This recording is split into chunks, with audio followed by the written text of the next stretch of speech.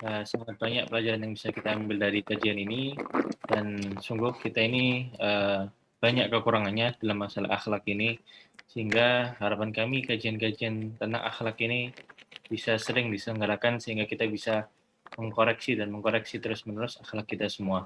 Alhamdulillah di sini sudah banyak pertanyaan yang masuk, dan kepada para ikhwan dan akhwat yang mau bertanya, kami persilakan untuk raise hand dan juga bisa menanyakan via chat. Kita akan gilir mulai dari yang chat terlebih dahulu. Di sini sudah banyak yang masuk, Ustaz.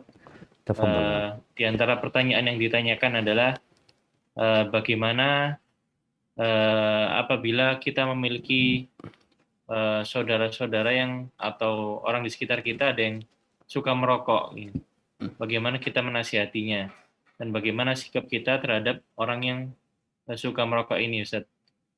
Jazakumullah khairan. Barakallahu fikum. Naam, jamaah rahimakumullah. Rokok ini termasuk bala ya. Kalau wabah, rokok ini wabah yang lebih parah dari COVID. Secara penularan. Walaupun secara bahaya kita tahu ya mungkin COVID lebih berbahaya. Tapi secara penularan kita lihat orang tuh banyak sekali yang merokok. Anak-anak SD ngerokok, anak-anak SMP, anak-anak SMA. Padahal kalau ditanya, apa manfaatnya rokok? Engkau kalau ngerokok duitmu bertambah. Engkau kalau merokok tambah gagah. Engkau kalau ngerokok tambah sehat. Nggak tambah sehat, nggak tambah kaya, nggak tambah gagah, nggak tambah ilmunya. Tapi yang ada, uang dikeluarkan, waktu dibuang, kesehatan dikorbankan. Itu yang terjadi. Bagaimana sikap kita? Karena ini sudah wabah. Anda katakan wabah karena di mana-mana. Dan dianggap biasa. Bahkan iklan rokok itu bisa disebut iklan yang paling banyak di negeri kita. Sepanjang jalan Anda lihat, rokok. Sehingga orang terbiasa ketika kita kasih tahu ya, bahwasanya rokok itu nggak boleh, dilarang, ini itu. Gimana Ustadz? Semua orang, Ustadz juga ada yang rokok. Benar-benar wabah yang perlu diobati. Dalam agama kita, la dharara wa la dhirar.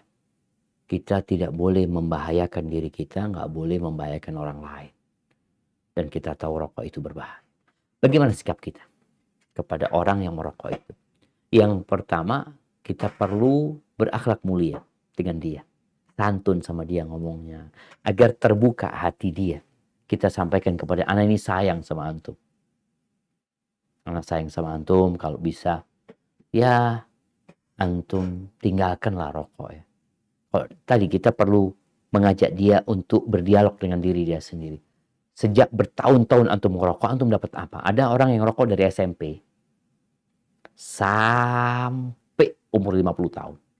Sampai umur 60 tahun. Coba tanyakan, antum dapat apa? Duit yang antum keluarkan tuh baliknya kemana? Orang kalau makan ada hasilnya. Alhamdulillah, anak makan jadi sehat, kenyang, mana? Badan sehat. Tapi antum ngerokok dari SMP. Dihitung kalau tiap hari 10.000. Setahun berarti 360.000. Kalau 10 tahun 3.600.000. Enggak jamaah. 360.000 sebulan. Setahun jadinya 3.600.000,